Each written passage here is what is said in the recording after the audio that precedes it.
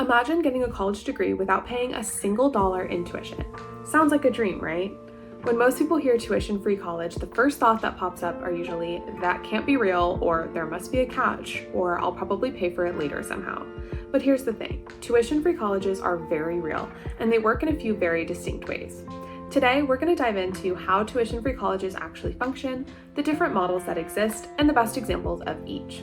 By the end, you'll see that tuition-free doesn't mean education magically appears, but it can dramatically change who gets access to higher education. Let's start with what's probably the most misunderstood version of tuition-free college, the nonprofit model. In this setup, schools don't charge tuition, but that doesn't mean that they operate for free. Instead, they're funded by donations, grants, philanthropic contributions, and sometimes very small fees that cover administrative or assessment costs. A perfect example of this model is the University of the People, or UO-People. UO-People is an accredited, fully online nonprofit university. It doesn't charge tuition for its programs. Students pay only small assessment fees per course, which are usually just a few $100s. That's a far cry from the $20,000 or more per year most traditional universities charge. So how does UO-People keep costs so low? First, it heavily relies on volunteer faculty, including professors from traditional universities who contribute their time and expertise. Second, its online-only structure eliminates the massive costs associated with physical campuses. And third, donor funding and a lean administrative setup cover operational expenses. In other words, UO-People shifts the financial burden from students to donors and institutional efficiency. It's built to dramatically increase access for students all over the world, particularly those who might never have had the chance to pursue higher education. In this nonprofit model, tuition-free doesn't mean education comes out of nowhere. It means the funding source has shifted, creating opportunity for students who otherwise couldn't afford it. The second model is extremely rare but fascinating. Schools funded through massive endowments. These colleges eliminate tuition entirely because their endowments generate enough income to cover operating costs. Berea College is a private liberal arts college school in Kentucky, is one of the best examples of this approach. Berea College doesn't charge tuition to any admitted student. Instead, it relies on its endowment and generous donors. Every student participates in a labor program on campus, whether that's working in the dining hall, maintenance, or other campus jobs, which helps offset costs while giving students practical experience. Admission is competitive, and the college focuses on students with financial need. This model works because the school has long-term financial backing and a mission rooted in access and equity. However, it's important to note that this is only sustainable for institutions with significant endowment funds and a clear focus on providing education without tuition.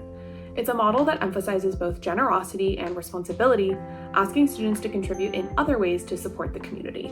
The third model doesn't involve the school covering costs directly. Instead, government funding steps in. In some countries, public universities are entirely tuition-free for domestic students. Germany, for example, offers tuition-free higher education across most of its public universities. In the US, certain state programs allow students to attend community colleges without paying tuition, often called tuition-free community college programs. One example is the Excelsior Scholarship in New York.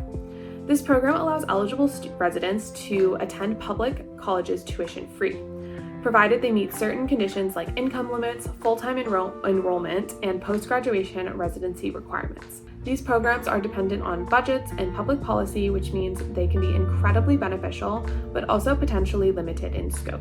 Another way colleges reduce or eliminate tuition is through work, college, or service-based models. In these schools, students offset the cost of tuition by working on campus or participating in structured community service programs.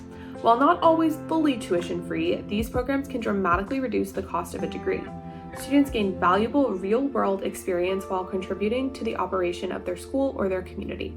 This creates kind of a symbiotic relationship where students learn both academically and practically, and the school can keep tuition low. So, are tuition-free colleges actually free? The short answer is yes and no.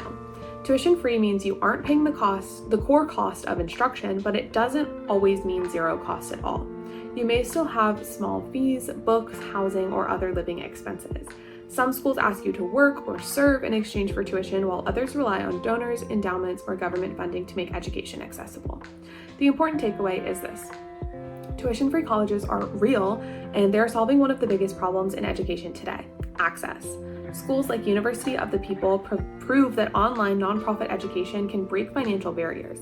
Berea College demonstrates that mission-driven endowments can eliminate tuition entirely. Government programs show that public policy can make higher education accessible on a large scale. The next time you hear tuition-free college, don't assume it's too good to be true. Instead, look deeper. Understand who's funding it, what requirements exist, and what costs might still come up. Because the real story isn't whether tuition-free colleges are real, it's how the money moves behind the scenes to make education possible for more people than ever before.